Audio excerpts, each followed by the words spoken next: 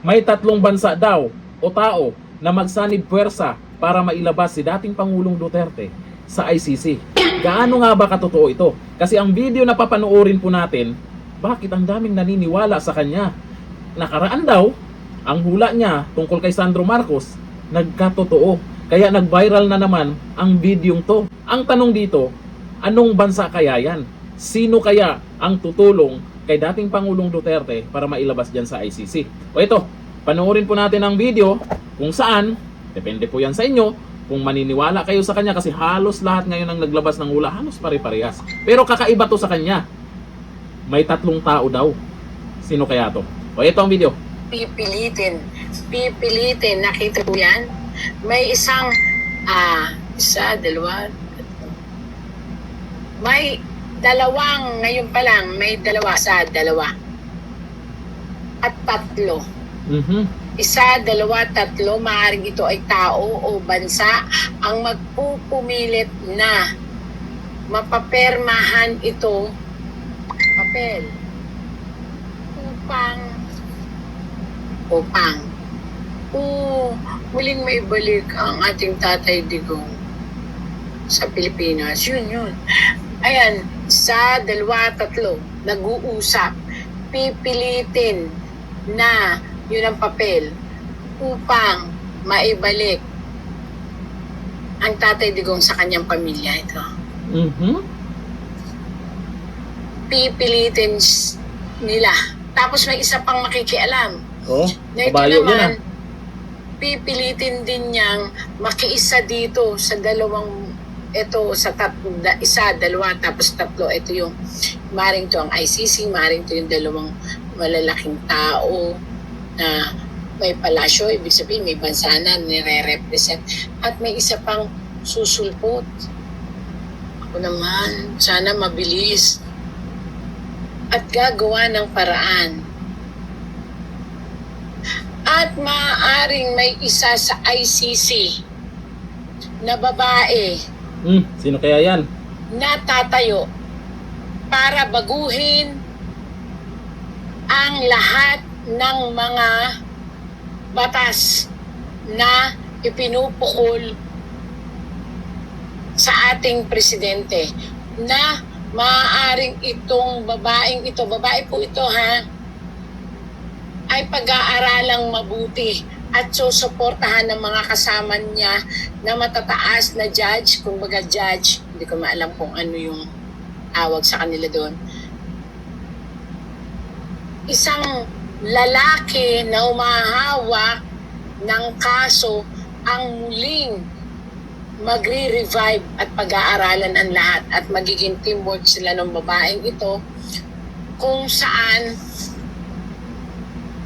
ang gusto nila ay mapagbigyan ang mga taong humihiling na mapawalang bisa at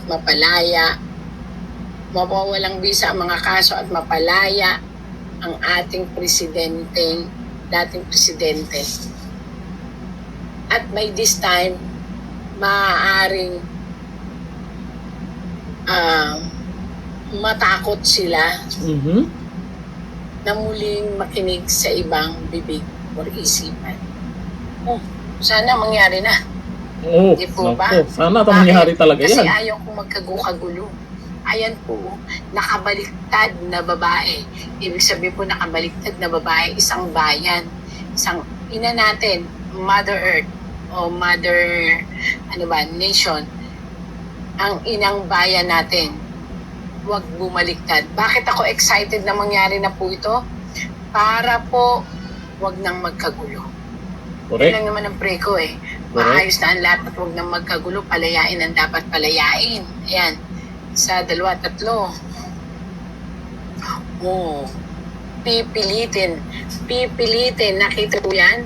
May isang Dito sa sinasabi niya na sana mangyari agad to para hindi magkagulo. Agree po ako doon. Kasi ganito po yan. Huwag naman sana.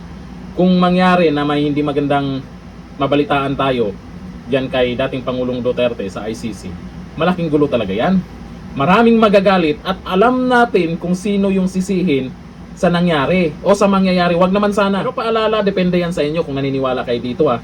Kasi yung mga kilala, lalo na sila Baldwin Bayon at marami pang ibang mga naghuhula, ay halos pare-parehas yung sinasabi nila. Tungkol naman sa mga Duterte, tungkol kay BP Sara. Pero ito kasi kakaiba lang po ito sa kanya dahil tungkol po ito sa ICC, kay dating Pangulong Duterte. At ayon nga sa mga nag-comment, basa ko dito ay maraming nag-comment po dyan na maraming nagkatotoo sa kanyang hula. Kaya nag-viral po ang video na yan. May nag-share po sa atin ang video na to na kung saan isa din po siya sa naniwala dito. Ito, ayon po dito sa mga nag-comment sa video niya.